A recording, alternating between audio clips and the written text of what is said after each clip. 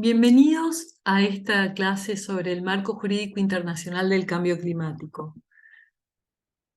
Vamos a ver unas pinceladas sobre la Convención Marco de las Naciones Unidas sobre el Cambio Climático, el Protocolo de Kioto y el Acuerdo de París.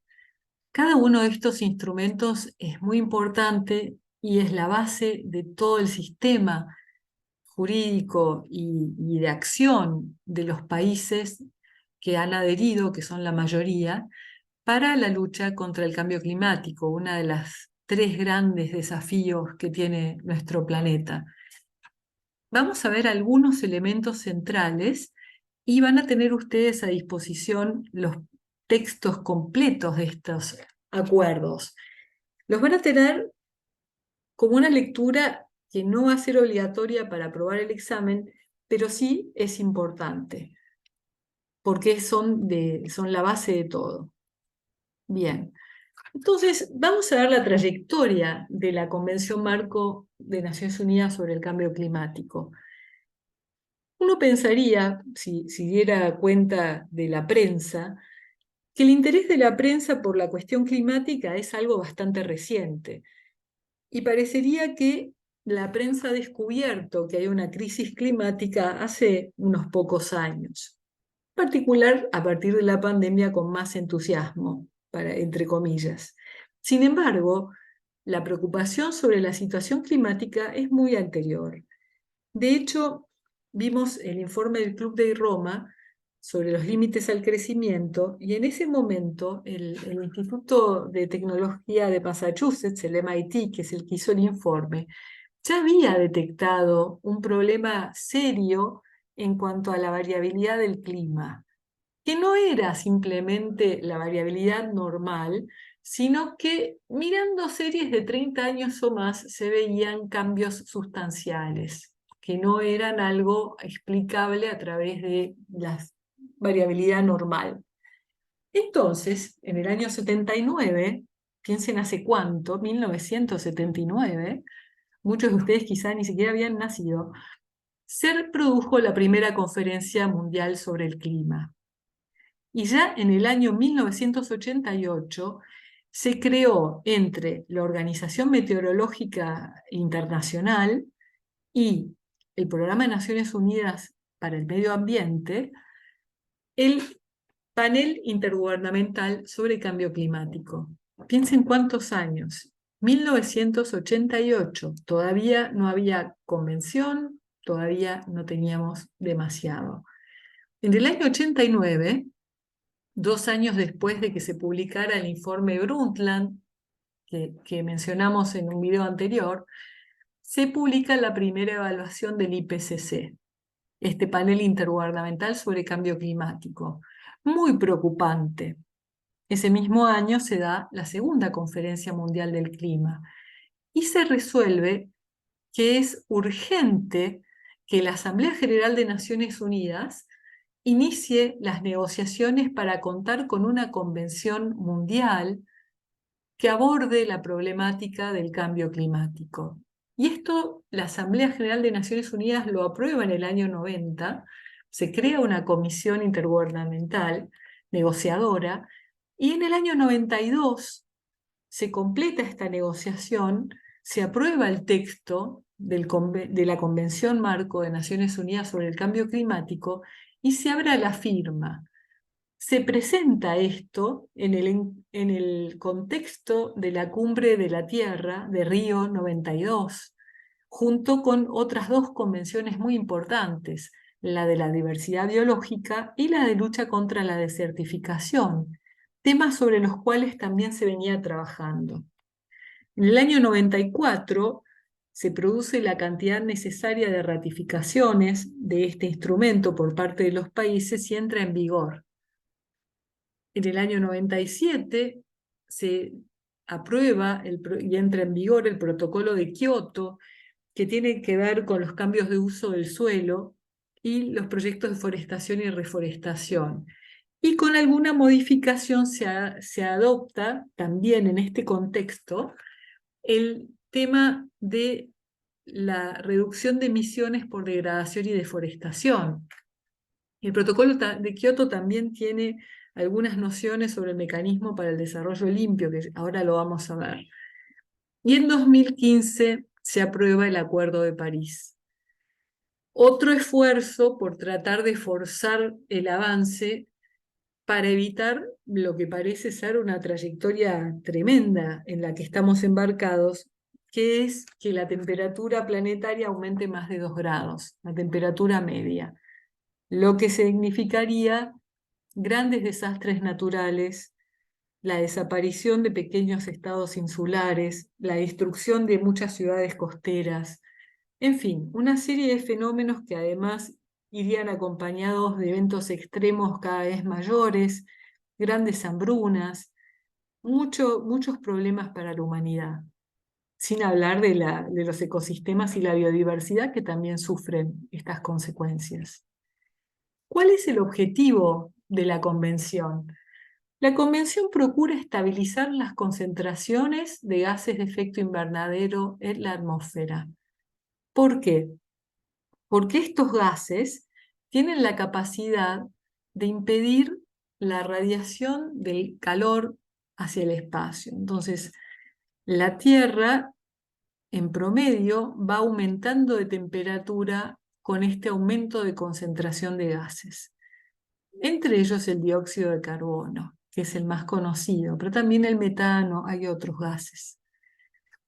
Esto debería ocurrir, esta estabilización en el sentido de no seguir aumentando, ojalá disminuyéramos, pero por lo menos no seguir aumentando la concentración de gases de efecto invernadero, en un plazo que permita que los ecosistemas se adapten, es decir, que si la concentración sube violentamente, los ecosistemas no llegan a adaptarse, tiene que ser algo lento, tiene que asegurar que la producción de alimentos se mantenga, por esto si no habría unas hambrunas terribles, y pensemos en las sequías que se han producido y la caída de los cultivos y los rindes y la muerte de los animales que se usan para la alimentación humana a raíz de estos eventos extremos. También las inundaciones, los incendios. Y la tercera cuestión que se busca es no afectar el desarrollo económico. Ustedes dirán, bueno, antes que el desarrollo económico está la supervivencia de la humanidad, ¿no? Y es así, antes que el desarrollo económico está la supervivencia de la humanidad. Lo que ocurre es que los países desarrollados podrían quedar más o menos estacionarios en su nivel de desarrollo, pero los países en desarrollo que tienen grandes porcentajes de su población bajo la línea de pobreza o bajo la línea de la indigencia, problemas de salud, problemas de desnutrición, problemas de falta de medios de vida, esos países necesitan seguir desarrollándose. ¿Por qué? Porque las personas no logran alcanzar un nivel de vida digna. Así que por eso está contemplado el desarrollo económico. Hay unos principios, que es lo que me interesa que veamos sobre esta convención, que es extremadamente compleja, pero son principios muy, muy esenciales que nosotros receptamos en nuestra normativa interna. Uno es el de equidad intergeneracional, que lo habíamos conversado en el video anterior. Esto tiene que ver con que las generaciones actuales no exploten los recursos o no destruyan, en este caso, el sistema climático para maximizar su beneficio de ahora, de hoy, ya, y dejen de pensar que las generaciones que nos siguen también necesitan tener posibilidades de vivir y desarrollarse. Es decir, que si nosotros decimos, bueno, seguir con las emisiones como estamos va a hacer que el planeta sea insoportable para la vida humana en el año 2100 o 2050, se complique, pero ¿qué nos importa si no lo vamos a ver? Eso no es aceptable. Es una falta de ética, es una falta de consideración por nuestra propia especie, que puede desaparecer del planeta si no tomamos las medidas necesarias. La cuestión de la equidad tiene que ver con la justicia distributiva, dar a cada uno lo suyo. Entonces, no sacrificar a algunos para favorecer a otros en una forma desmedida. Y por eso se habla de responsabilidades comunes, pero diferenciadas, y sus respectivas capacidades. ¿Qué es esto?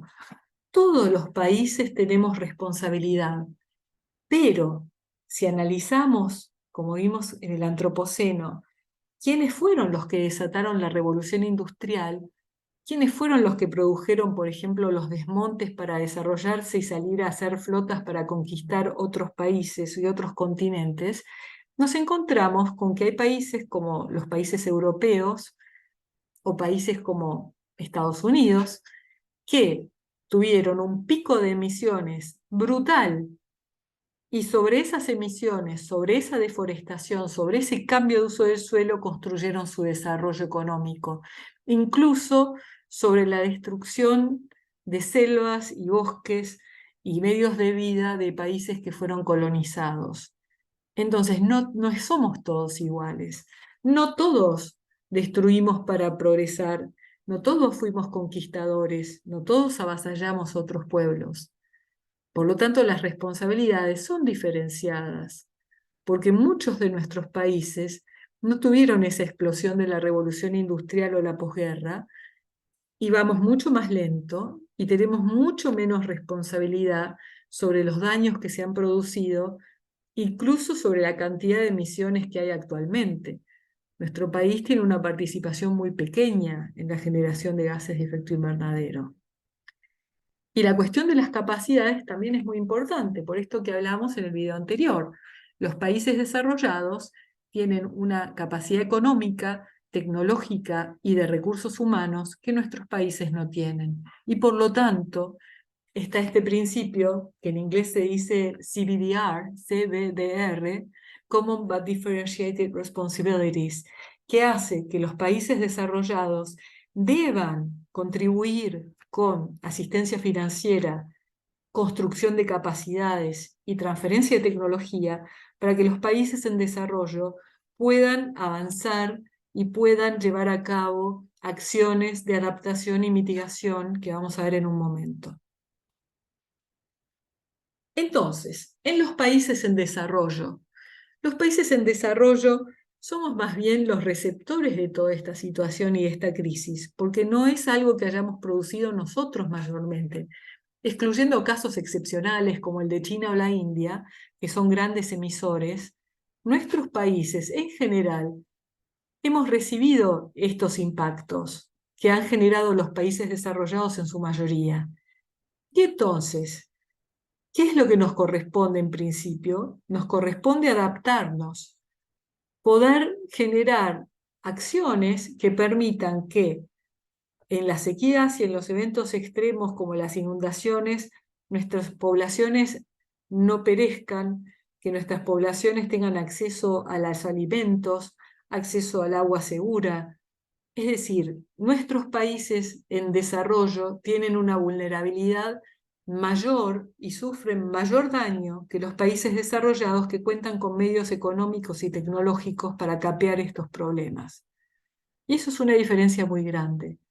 Entonces, el énfasis nuestro en los países en desarrollo es la adaptación, es cómo hacemos nosotros para adecuar nuestra forma de producción y consumo, nuestra vida en general, a una recurrencia cada vez más grande de desastres naturales y grandes riesgos que pasamos sin tener la capacidad económica para tomar medidas a veces como pueden tomar otros países desarrollados. Hay también un enfoque de mitigación. El enfoque de mitigación, es decir, reducir el impacto y disminuir las emisiones de gases de efecto invernadero, es responsabilidad primordial de los países desarrollados. Y esto, los países desarrollados, y hay que decirlo con todas las letras, han tratado de transferir su responsabilidad en cuanto a la mitigación a los países en desarrollo. Y eso es lo que observamos en el Acuerdo de París con las contribuciones nacionalmente determinadas. Vemos un desplazamiento de la carga de su responsabilidad hacia nuestros países, lo cual es una falta de ética, pero así estamos. Y me hago cargo de mi opinión.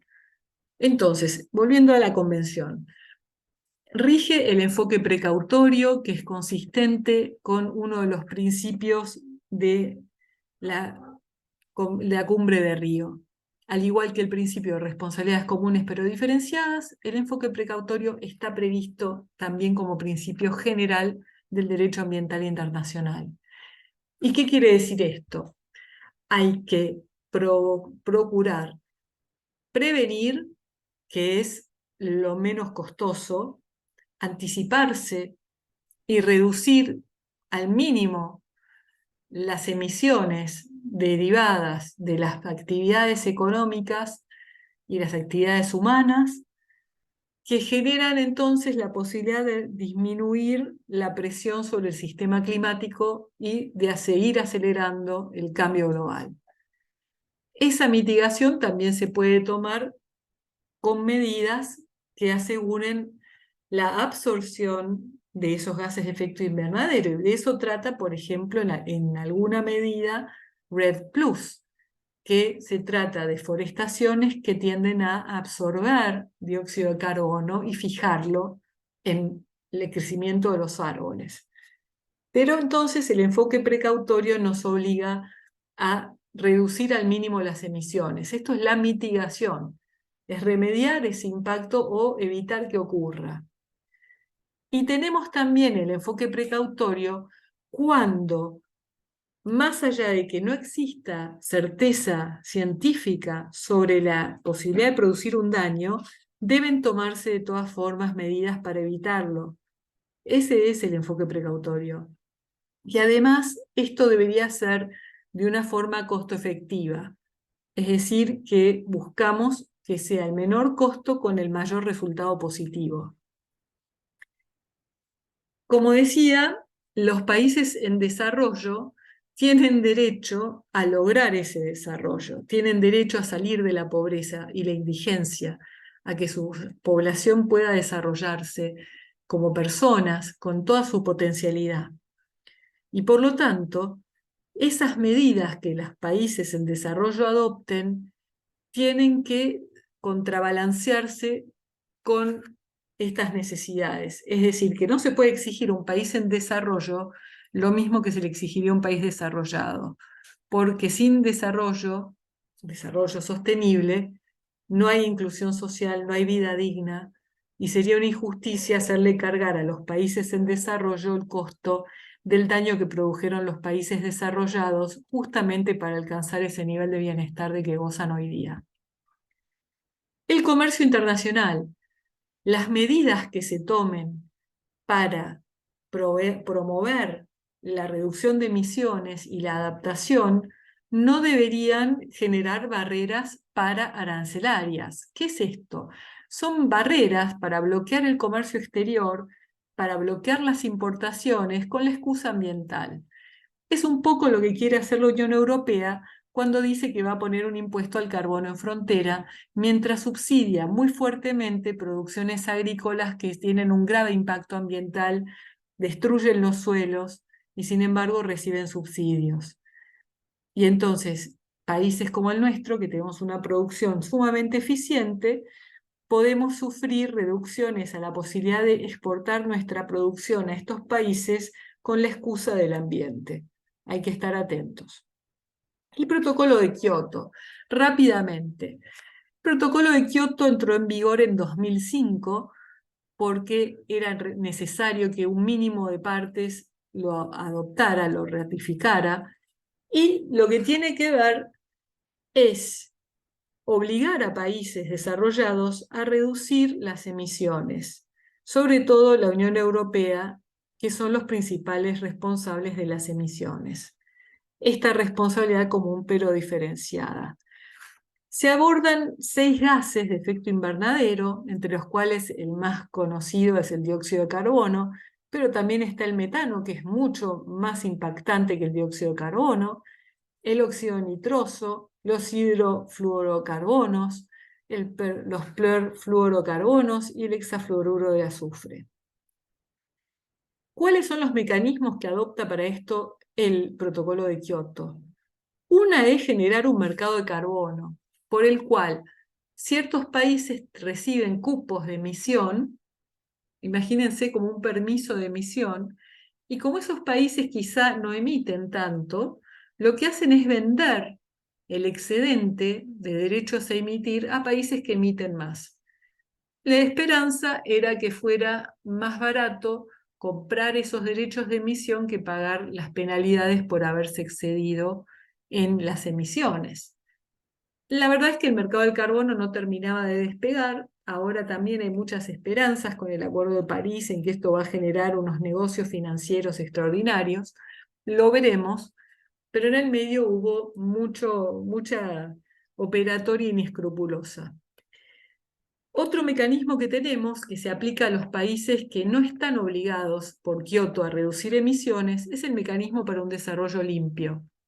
Vale decir que si un país presenta, por ejemplo, un esquema en el cual los residuos urbanos orgánicos se usan para producir biogás, puede recibir créditos de carbono, derechos de emisión, que después puede transar y vendérselos a un país que tenga que reducir emisiones. La aplicación conjunta, Joint Implementation, a diferencia del mecanismo para el desarrollo limpio, donde un país en desarrollo no obligado le vende derechos de emisión que nacen de un proyecto que le da créditos de carbono a un país desarrollado, acá en el mecanismo de aplicación conjunta estamos en presencia de dos países desarrollados con obligaciones de reducir sus emisiones, por el cual el país A le compra al país B, que no usa todos sus créditos o que ha generado, supónganse, en lugar de generar energía mediante fuel oil o diésel, generó energía eólica, con lo cual bajó sus emisiones y le queda un crédito disponible de carbono, se los vende a un país desarrollado que no llega a bajar las emisiones todo lo que debiera. Entonces, un país desarrollado le vende al otro los créditos de carbono excedentes que tiene. Y se prevé también un fondo de adaptación al cambio climático.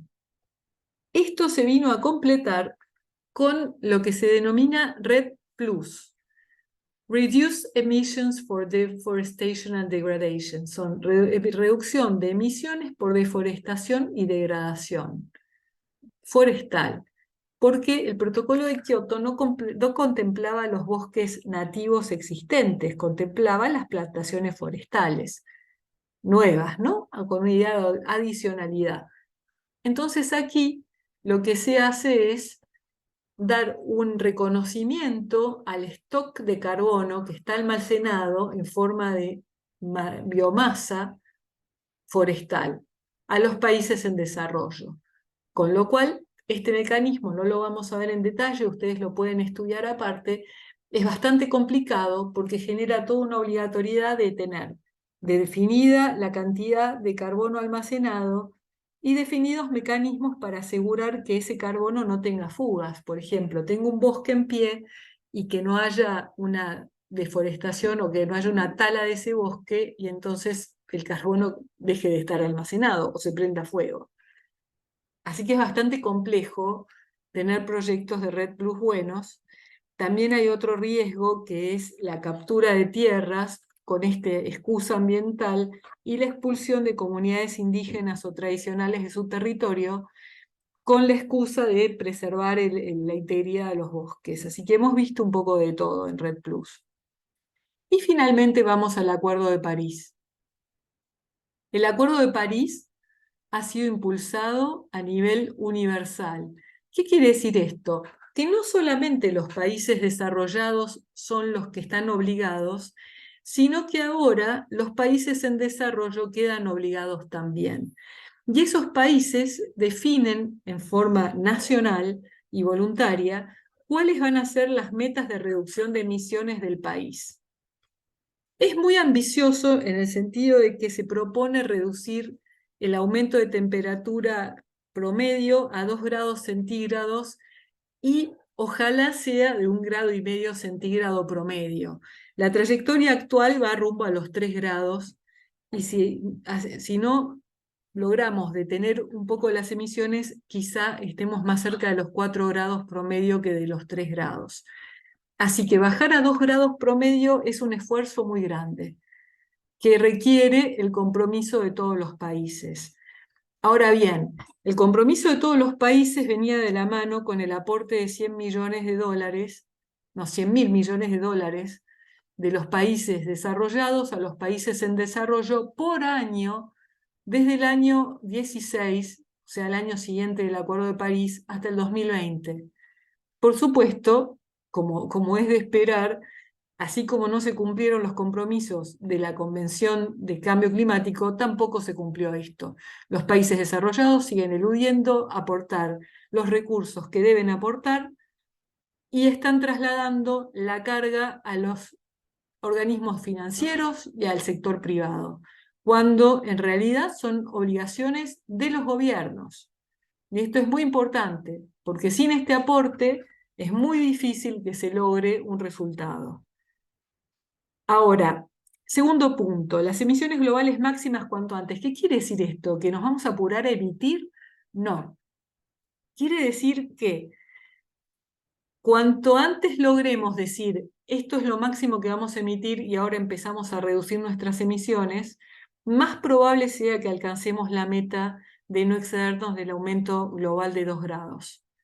Cuanto más demoremos y más sigamos aumentando las emisiones, más probabilidades hay de que no logremos esto.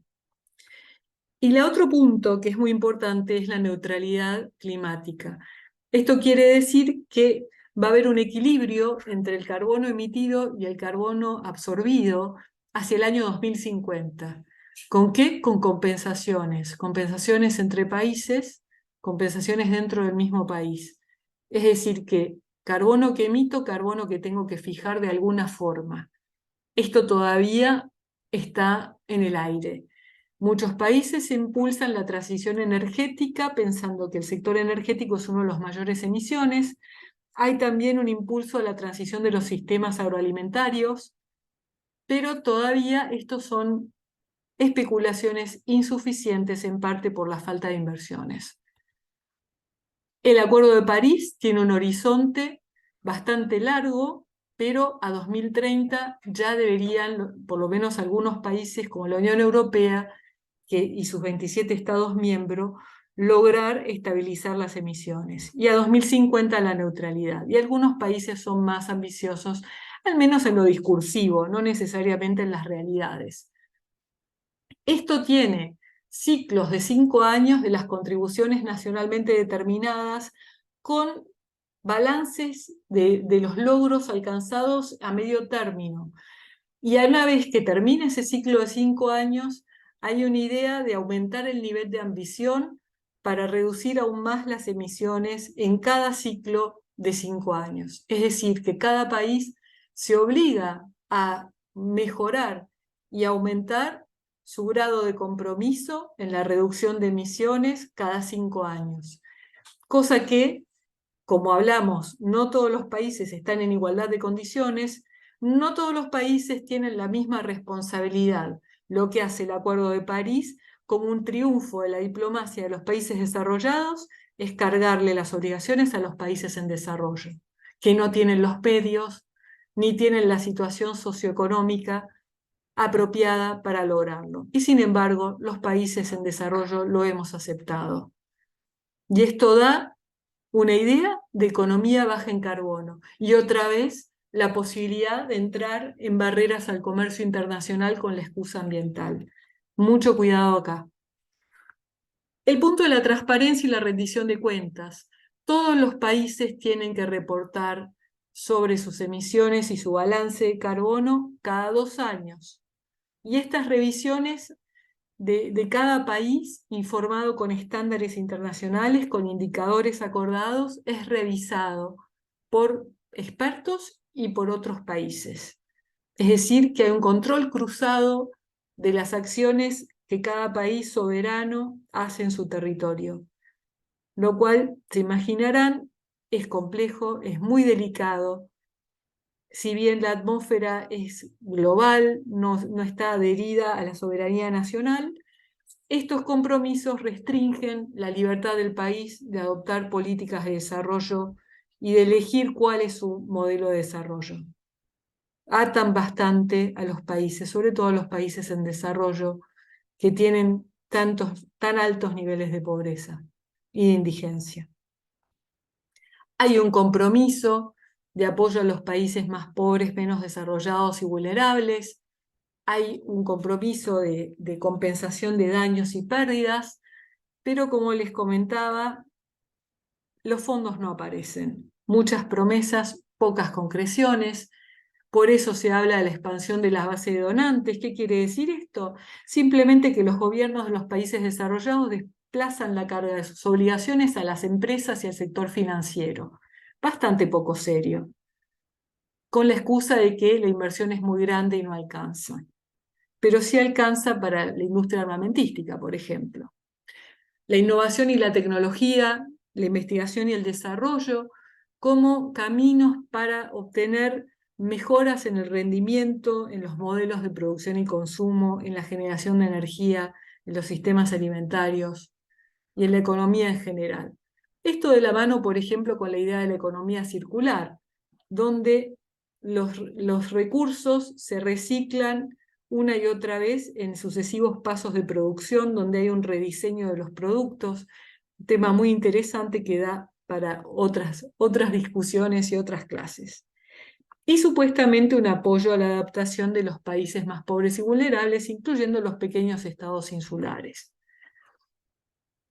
Algo más de los componentes centrales, acá tienen un cuadro que lo pueden ver con tranquilidad, donde se supone que la resiliencia, es decir, la capacidad del sistema de adaptarse a los cambios sin perder sus características, es decir, sin colapsar, va de la mano con la reducción de gases de efecto invernadero hasta la neutralidad climática. Es decir, que lo emitido y lo capturado se cancelen mutuamente y estemos en un esquema de estabilidad de concentraciones en la atmósfera. Esto tomando la mitigación y la adaptación sobre una base de equidad entre países y intergeneracional, con mecanismos de apoyo que son estos medios de implementación que yo les comentaba, que no terminan de aparecer. Que sí hay promesas fantásticas, pero todavía no los vemos. Todo esto con un soporte científico que lo provee el Panel Intergubernamental de Cambio Climático, con la rendición de cuentas revisada entre países y con mecanismos que deberían facilitar la implementación del Acuerdo de París. Así estamos y veremos a dónde vamos. Esto es todo, les agradezco mucho y les deseo un buen curso.